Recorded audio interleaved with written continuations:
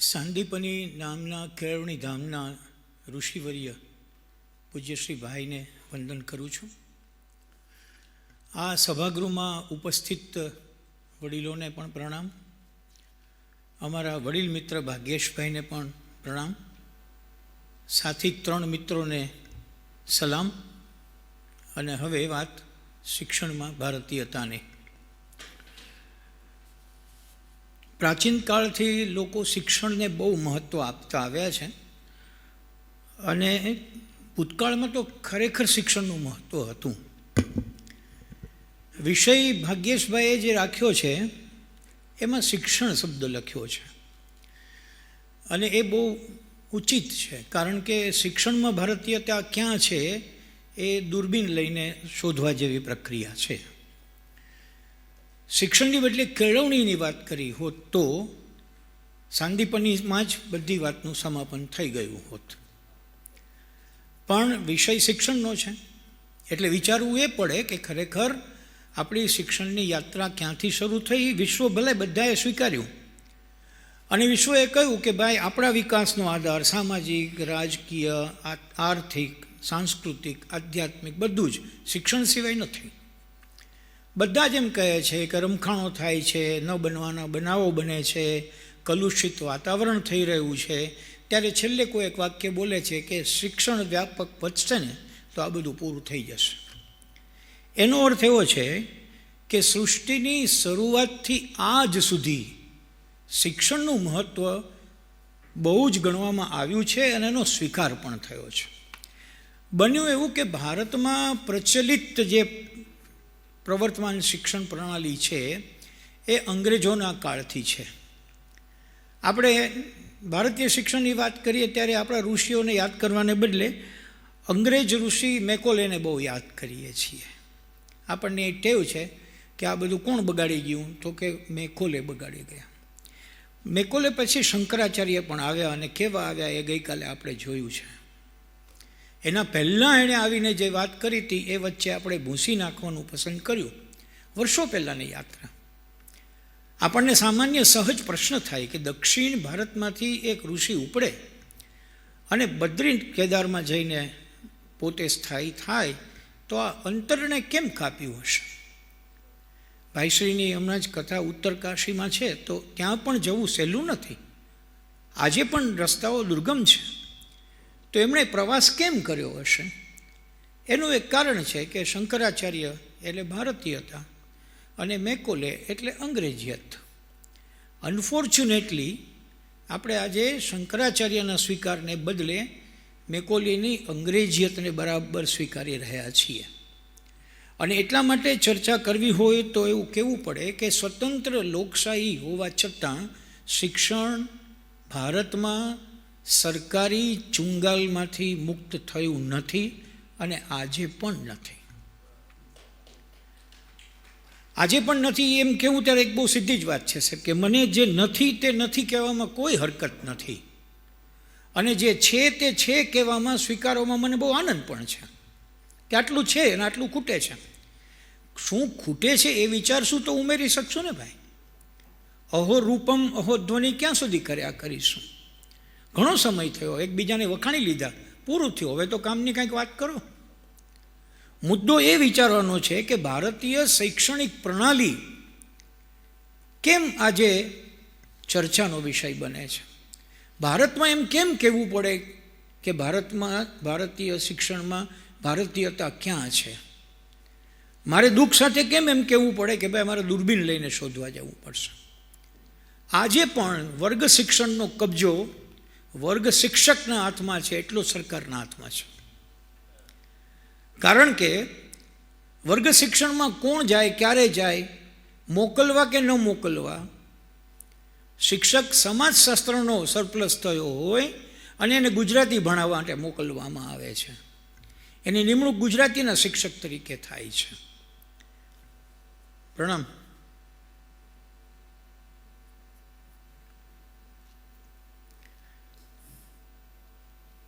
એનું એક મુખ્ય કારણ એ રહ્યું કે જ્યારે સરકારે ખુદે જ્યારે સરકારે ખુદે એવું નક્કી કર્યું કે શિક્ષણ એક ઉદ્યોગ છે અને સરકારે એ નક્કી કર્યું કે એની ચાવી ઉદ્યોગપતિઓના હાથમાં મૂકવી, તો પછી હવે શિક્ષણને ધંધો બનતા કોણ અટકાવી શકે? એવું માનવાને કારણ નથી મિત્રો કે આ પરિસ્થિતિને નિવારી ન શકાય.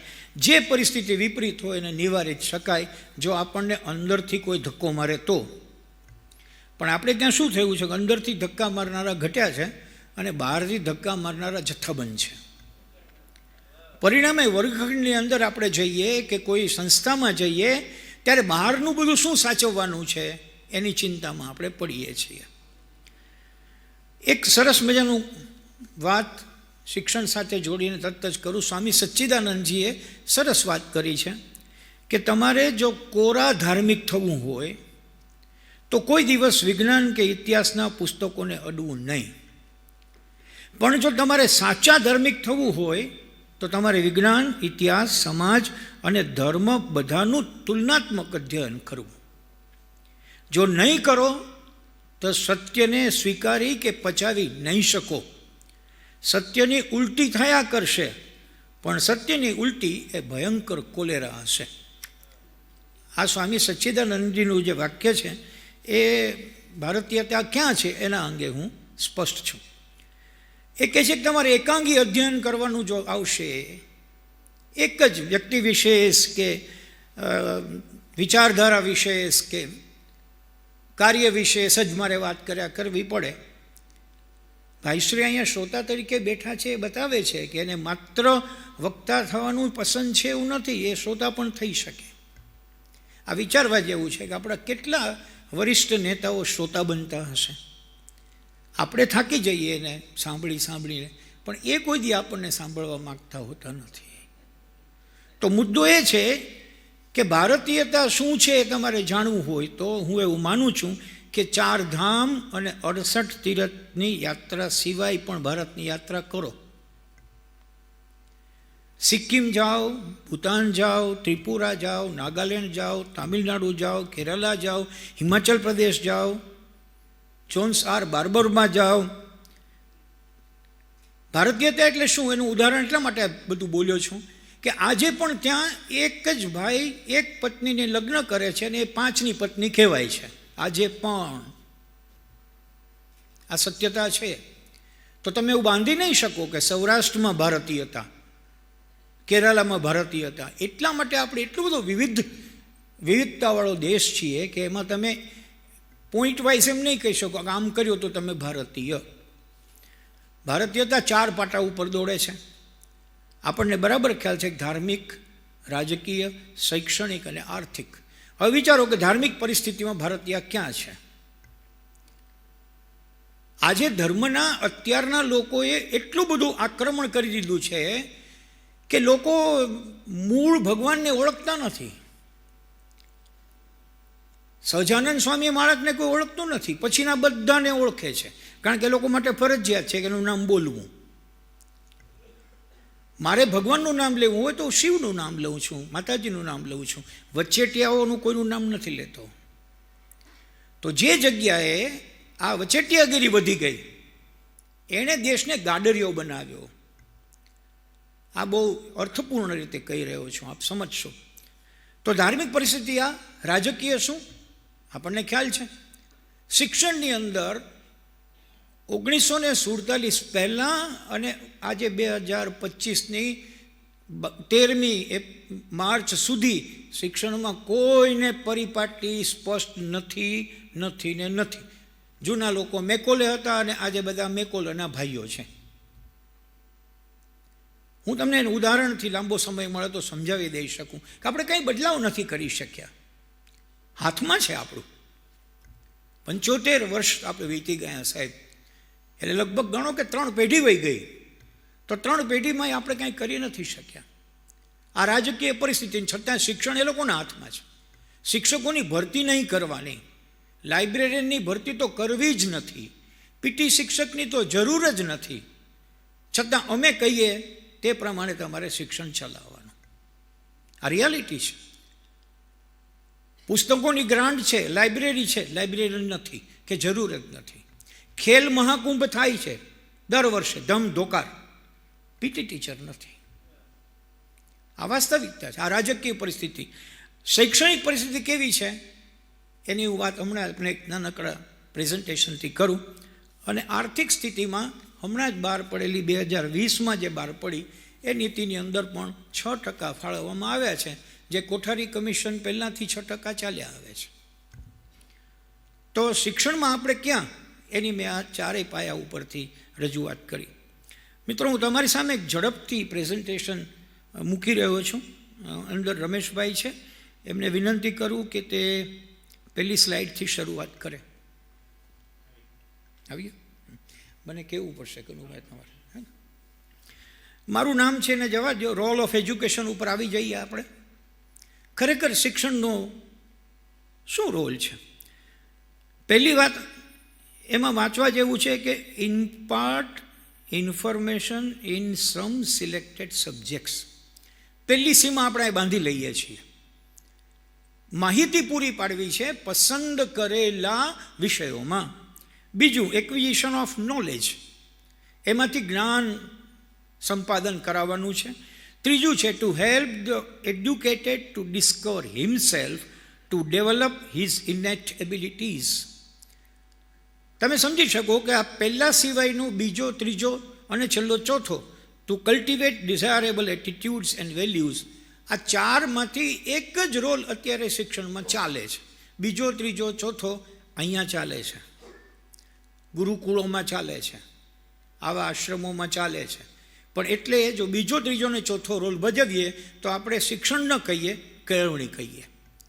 ઇનેટ એબિલિટીઝ પડી જ છે, એને બહાર લઈ આવી છે. એ કોણે કરવાનું? આપણે કરવાનું.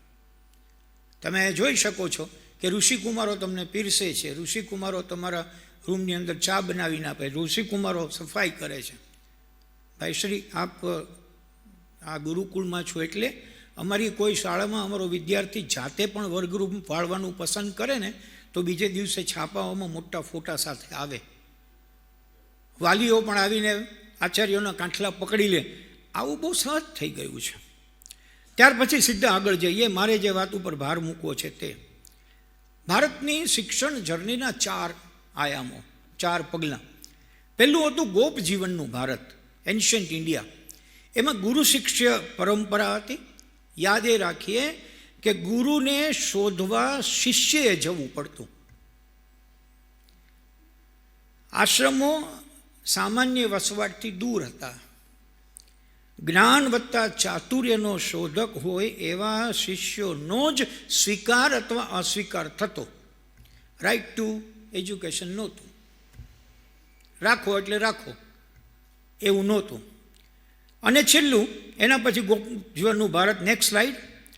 ગુરુની જીવનશૈલીમાંથી બને તેટલું શીખવાનું, આજ્ઞાઓ અને પાલનથી શીખવાનું. સૂચનાનું મુખ્ય સાધન શું હતું? મૌખિક શબ્દો અને ગુરુ દ્વારા જીવાતું જીવન. આ ગોપ જીવન આપણું બહુ જ પુરાણું. એમાંથી આપણે ખંડિયા ભારતમાં આવ્યા. તો ખંડિયું ભારત. Next slide. જાગીર પ્રથાની પદ્ધતિ સાથે નાલંદા અને તક્ષશિલા જેવી પ્રાચીન સંસ્થાઓનો સુમેળ થયો. લાંબી કપરી મુસાફરી કરો પછી કસોટી લેવાય અને એમાં પ્રવેશ મળે તો મળે. ખંડિયા ભારતમાં આપણે શીખનારને સામાજિક હોદ્દા માટે, એટલે કે નોકરશાહીની માંગને પૂરું કરવાની શરૂઆત કરી. આ બધી તકલીફો અહીંથી ઊભી થઈ છે. શિક્ષણના 2 જ ઉદ્દેશ છે ખરેખર: જીવન નિર્વાહ માટે ભણવું અને જીવન જીવવા માટે ભણવું. અનફોર્ચ્યુનેટલી આ બેમાંથી કાંઈ અત્યારે આપણે કરી શકતા નથી. શિક્ષણની દ્વિસ્તરીય વ્યવસ્થા આવી. એમાં આપણે 2 ભાગ પાડ્યા. પાઠશાળા અને મદ્રેસા જુદા થયા. પાઠશાળામાં સંસ્કૃત આવ્યું અને પહેલાંની અંદર અરબી અને ફારસી આવ્યું. સંસ્થાનિક ભારત એટલે કોલોનિયલ, અંગ્રેજો આવ્યા ત્યારની વાત કરું. બ્રિટિશરોનું આગમન આવ્યું અને શિક્ષણમાં મોટો બદલાવ કર્યો. ભાઈ શ્રી મેકોલે અહીંયા એન્ટ્રી મારી. જુઓ કેટલો જીનિયસ માણસ હશે. ભારતમાં એક ચક્કર મારીને એને કાગળ લખી નાખ્યો એના પિતાશ્રીને કે આ લોકોને જો આપણા ગુલામ બનાવો તો શું કરવું, આ પ્રમાણે કરો. મેનેજમેન્ટનો બાદશાહ કહેવો જોઈએ કે એને કહી દીધું કે આવું આવું કરો, અને સરકારે કર્યું. શિક્ષક સરકારનો પગારદાર બન્યો. મિત્રો, ક્યારેક સમય મળે તો NBT નેશનલ બુક ટ્રસ્ટનું એક પુસ્તક છે બંગરવાડી, એ વાંચજો. એની અંદર પગારદાર ન હોય એવા શિક્ષકને સમાજ કેમ સાચવે છે એના ઉપરની એક કથા છે. બહુ નાની પુસ્તક છે, પણ આમાં શિક્ષક પગારદાર બન્યો. શીખવાનું ધ્યેય સીમિત થઈ ગયું. સર્ટિફિકેટ જોઈએ, ડિગ્રી જોઈએ. શિક્ષણ એક વસ્તુ બની ગયું કે જે લાંબા ગાળે ઊંચું વળતર આપી શકે એમ છે એવું સૌએ જાણી લીધું. સ્વતંત્ર ભારતમાં આવીએ, ચોથો આયામ આપણો પૂરો કરીએ. પહેલી વાત હું જરા કરું, કોઈને દુઃખ થાય તો હું આગોતરી ક્ષમા યાચના કરું છું. આપણા પહેલાં પગલે આપણે ભૂલ કરેલી હતી. 1948-49માં સર્વપલ્લી રાધાકૃષ્ણન કમિશનને નિમ્યું કે એજ્યુકેશન વિશે કંઈક કહો. એણે બીજું બધું ઘણું સારું કહ્યું, પણ હું એમ માનું છું કે એમણે એક મુદ્દો ભૂલથી અથવા તો યાદ રાખીને મૂક્યો. દરેક બાળકને ભણાવવાની જવાબદારી રાજ્યની રહેશે. તમારે ભણવું હોય ન ભણવું હોય તમારો વિષય, અમારે તમને ભણાવવાના. પછી 3 વસ્તુ આપી. જ્ઞાતિ કે સંપ્રદાય જોયા વગર આપણે એમાં સંમત. બીજી વાત આપી, સામાજિક કે આર્થિક દરજ્જો જોયા વગર આપણે એમાંય સંમત. અને ત્રીજી વાત, શીખનારની તત્પરતા કે ભૂખને ધ્યાનમાં લીધા સિવાય.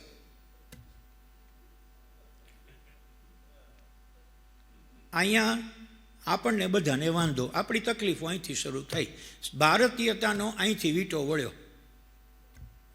એનું મુખ્ય કારણ એ થયું કે જેને ભૂખ નથી લાગી એને મારે પીરસવાનું છે અને મારે અપેક્ષિત કરવાનું છે કે એ રસપૂર્વક જમે. કેમ ભૂખ નથી લાગી? કારણ કે એ બિચારો રળવા જાય છે. નાનકડો છોકરો રેકડીએ બેસીને મા બાપને મદદ કરે છે. એ મા બાપને હું સદ્ધર નથી બનાવી શકતો તો કાંઈ વાંધો નહીં, હાલ દીકરા પકડીને તને બેસાડું, એમ કરીને આપણે એને બેસાડી દઈએ છીએ. પહેલાં લોકો કે એને ખાવાનું શું તો અમે આપશું. હાલો શરૂ કરો મધ્યાહન ભોજન. ચોપડીનું શું તો અમે આપશું. બધું જ અમે આપશું, પણ બાપ તું બેસી જા. એનરોલમેન્ટ નહીં થાય તો વાંધો કોનો? શાળાઓનો. હજી એનાથી પણ આગળ, હું અહીંયા અટકી જાઉં, પ્રેઝન્ટેશન અહીંયા અટકાવી દઈએ. હજી એનાથી પણ આપણે આગળ અત્યારે ચાલી રહ્યું છે. તમારું સંતાન બોર્ડના કોઈ વિષયના ટકા કરતાં ઓછું જો લઈ આવે પરિણામ તો એ શિક્ષકનો ફોલ્ટ. મારું વિજ્ઞાન હું ભણાવું છું ને મારા વર્ગનું પરિણામ બોર્ડના પરિણામ કરતાં ઓછું આવે તો મારી સર્વિસ બુકમાં નોંધ લખાય, એડવર્સ એન્ટ્રી થાય. દેટ મીન્સ આપણે ઈચ્છે કે ન ઈચ્છે તો એને લઈ આવો, આપવું પડે આપીને બેસાડો, અને પછી ટાગોરની પેલી પોપટને શાસ્ત્રો શીખવવાની કવિતા છે એની જેમ ડૂચાના ડૂચા એને ભરી દો. હવે આમાં તમારી પાસે હકીકતમાં ભારતીયતા કે મૂલ્યો કે પ્રવૃત્તિ કે કૌશલ્ય અને બધું ક્યાં જ આવે? સમય ક્યાં છે મારી પાસે? પહેલાં શિક્ષકને નભાવવાનું કામ ગ્રામ કરતું હતું, અને શિક્ષક માત્ર શિક્ષક નહોતો, એ બધું જ હતો. ઝઘડો થાય તો શિક્ષક નિવારી દે, કોઈની ટપાલ આવે તો એ શિક્ષક વાંચી દે, ન આવડતું હોય લખવા તો એને શિક્ષક લખીને ટપાલ મોકલે. આટલું એનું મહત્ત્વ હતું. શાકભાજી વગેરે બધું જ હતું, કારણ કે એને નિભાવવાનું જ ગામે. હવે તો પ્રશ્ન જ નથી. શિક્ષકને ચિંતા નથી કે ન ભણાવું તો મારો 1લી તારીખે જમા થતા પગારમાં કાંઈ ફેરફાર નહીં થાય. એટલે બંને બાજુથી આપણે ભીષાણા. આ વાતને અહીં અટકાવી દઉં છું અને ઝડપથી છેલ્લા 2 મુદ્દા કહીને મારી વાત પૂરી કરું. તો મને વિચાર આવ્યો ભાઈ કે ખરેખર શિક્ષણમાં ભારતીયતા છે અને લાવવી છે તો શું કરવું? પહેલી વસ્તુ તો એક આપણા સંતાનોમાં અથવા વિદ્યાર્થીઓમાં કે આપણા શિક્ષકોમાં કે ઇવન આપણા શિક્ષણ પ્રધાનોમાં પણ ખુદદારી જેવું કાંઈ આપણે વધાર્યું જ નથી.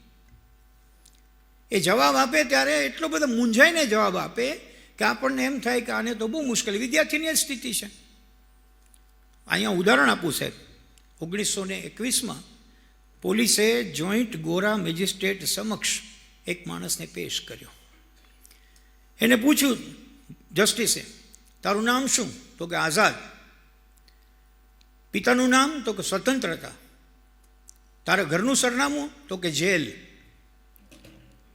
આવો એરોગન્ટ જવાબ આપ્યો એટલે તાત્કાલિક આદેશ આપવામાં આવ્યો કે 15 કોરડા અત્યારે મારો.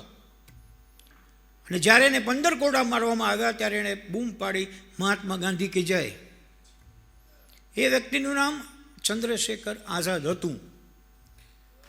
હવે આપણે વર્ગે વર્ગે શિવાજી બનાવો એવું કહીએ છીએ, પણ શિવાજીવાળા બને ક્યાંથી? છોકરું પૂરું સૂઈ નથી શકતું, છોકરું પૂરું ખાઈ નથી શકતું, મા બાપને એકદમ રમકડા બનાવી દેવા છે, ઇલેક્ટ્રોનિક ટોયસ બનાવી દેવા છે. સાહેબ, ભાઈશ્રી, એવી પરિસ્થિતિ છે કે કેમ આ સ્કૂલમાં બેસાડ્યા તો કે અહીંયા ઘોડેસવારી શીખવે. પછી મારા જેવાને કોઈ પૂછે, મેં કીધું તમારો દીકરો પછી BMW નહીં માગે ને? તો કે ના, એ તો મોટો થાય તો. મેં તો એને ઘોડો જ માગવાનો ને. રાજકોટના કે પોરબંદરના રસ્તા ઉપર ઘોડા ઉપર જતા જતા વિદ્યાર્થીઓ દેખાય, શાકભાજીવાળા પાસે ઘોડો ઊભો રહે, એવું બનવાનું છે? જરૂર નથી તો શીખવીને શું કરવું છે? અને જરૂર છે તે ન શીખવીને શું પામવું છે? આ વસ્તુ અત્યારના બની ગઈ.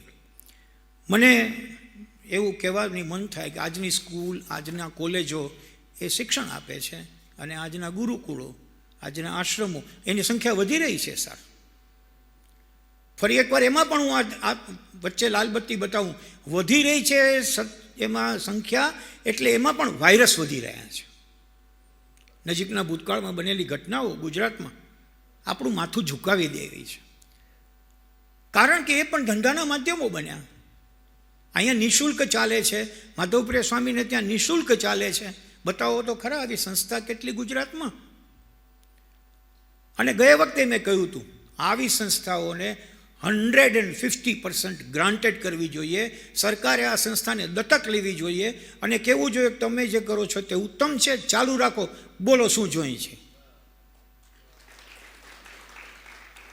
તો તમારી શરૂઆત થશે, એમાં કોઈ ચિંતાને કારણ નથી. મને ભારતીયતા એટલે શું એવો નક્કર કોઈ જવાબ આપવામાં રસ હતો કે શિક્ષણમાં ભારતીયતા એટલે શું. 2-3 દિવસથી આ વિચારતો હતો. ભારતીયતા શબ્દ બહુ મોટો છે સાહેબ. શિક્ષણ મોટું ને એનાથી ભારતીયતા મોટું. ઇન્ડિયનનેસ, ભારતીયતા, હોવું, ભારતીય હોવું. હોવું એટલે શું? જે હો તે, કે ના જે દેખાડો તે? આપણે મન ભારતીયતા એટલે દેખાડવાની પ્રક્રિયા છે, હોવાની નથી. હમણાં સાહેબે વાત કરી to be or not to be, એ આપણી ગણમથલ અહીંયા છે. મને અહીંથી જ જવાબ મળ્યો સાહેબ. ભાઈશ્રી, મને આનંદ એ વાતનો થયો કે 3 મુદ્દાઓ આપના જે કી સ્ટેપ્સ ઓફ ધ સાંદીપની છે એ ભારતીયતા છે. પહેલું પગથિયું વિવેક, વિદ્યા. વિદ્યા પ્રાપ્ત કરશે તો એ બીજે પગથિયે ચડશે, એનું નામ વિવેક. અને વિવેક બરાબર કેળવ્યા પછી જે કરશે એનું નામ વિકાસ. તમે વાંચજો, આપણી બાજુમાં જ આ 3 પગથિયા મૂક્યા છે. આ ભારતીયતા છે. પ્રિય બાપુ કહે છે કે સત્ય, પ્રેમ અને કરુણા, આ ભારતીયતા છે. સત્ય મારા માટે, પ્રેમ સામેનાની સાથે, અને કરુણા એટલે બધાને પોતાના ગણવા તે. આ ભારતીયતા છે. સર્વેપી સુખિનઃ સંતુ સર્વે સંતુ નિરામયા, એ આપણે કહેલું છે. બોલાય એમ નથી સાહેબ. હવે તમે ધર્મનો વાળો ગોતીને કોઈને દાબી દો એ યોગ્ય ગણાશે નહીં. તમારી પાસે કાયદો છે, માથા ઉચકનારાને કંટ્રોલ કરો, નાશ નહીં થાય. તો જ તમે કહી શકશો સર્વેપી સુખિનઃ સંતુ. મને એમાં પણ આગળ જતાં મળ્યું જે ભાઈશ્રીએ પોતે અહીંયા કહેલી વાત છે, માનસિક શુચિતા. मानसिक शुचिता, बुद्धि का विवेक और इंद्रियों का संगम जीवन की आधारशिला है. जे मैं कहूँ कि विद्या, विवेक और विकास एनी વધુ સારી સમજૂતી. હવે આ ક્યાં છે? આપણે કઈ જગ્યાએ માનસિક શુચિતા ઉપર આપણો શિક્ષક કામ કરે છે, કે વિદ્યાર્થી અવેલેબલ છે, કે મા બાપની પરિસ્થિતિ છે? કઈ જગ્યાએ બુદ્ધિનો વિવેક છે સાહેબ? આપણે તો ઉપરનું ડાબલું ખોલ્યું અને એની અંદર ચોપડીઓના ઢગલા ઠોકી દેવા માંડ્યા. પછી ડાબલું બંધ કરી દેવાનું સ્ક્રૂ મારીને. હવે કહેવાનું કે આમાં તું લખ, એટલે ડાબલામાંથી ઉતારે એટલે આપણે કંઈ વાવા 10 CGPA. પણ એ ઘરની અંદર દાદો આવીને પ્રવેશ કરે તો જગ્યા ઉપરથી ઊભો ન થાય એવો વિદ્યાર્થી ભારતીયતાવાળો નથી જોઈતો આપણે.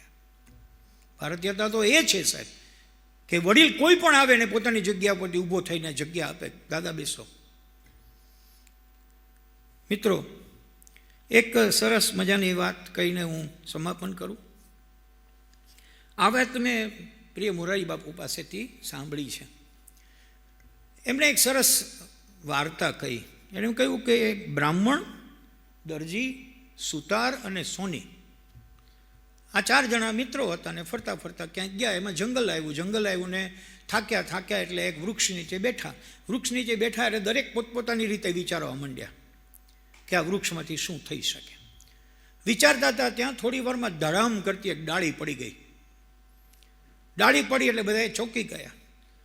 પણ પેલો જે સુતાર હતો એને વિચાર્યો કે આ તો બહુ સરસ છે, આટલી જાડી ડાળી પડી છે, આમાંથી તો એક સરસ મજાની કલાકૃતિ બનશે.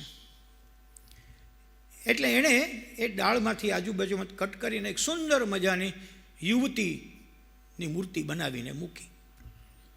જેવી યુવતીની મૂર્તિ બનાવીને મૂકી એટલે પેલો બ્રાહ્મણ હતો એને થયું કે હું આને જીવિત કરી દઉં, મારી પાસે એ જ્ઞાન છે તો કેટલું સારું. બધા કે બહુ સારું. એટલે એણે મંત્ર પઠન કરીને જીવિત કરી દીધી. જેવો જીવિત કર્યું એટલે દરજી હતો એને એમ થયું કે આને વસ્ત્રો હોવા જોઈએ, આના ઉત્તમ વસ્ત્રો હું સીવીને પહેરાવું. એણે પહેરાવી દીધા.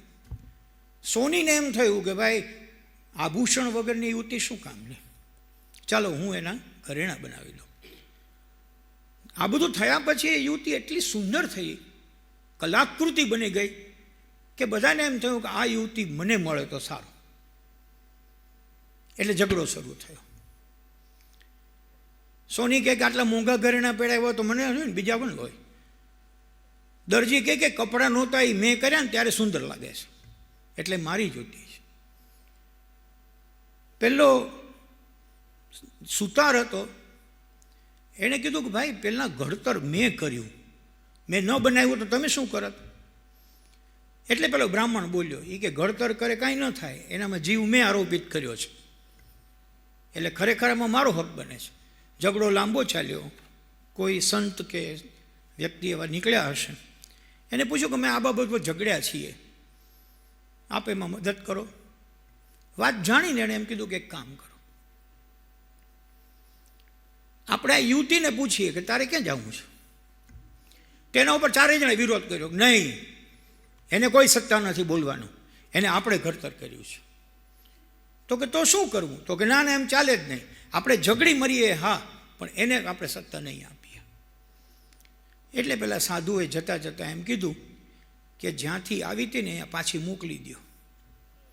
અને બોલ્યા ભેગી યુવતી ફરી એકવાર ઝાડમાં સમાઈ ગઈ. આ યુવતી છે ને એ આપણું બાળક છે. એમાં જીવ પૂરવાનો અહમ લઈને મા બાપ જીવે છે, એને કપડાં પહેરાવવાનો અહમ લઈને કોઈક બીજું જીવે છે. સ્કૂલોવાળા યુનિફોર્મ પહેરાવીને અમે એને વાલો કર્યો એવું કહે છે, ઘરેણાં કોક પહેરાવે છે.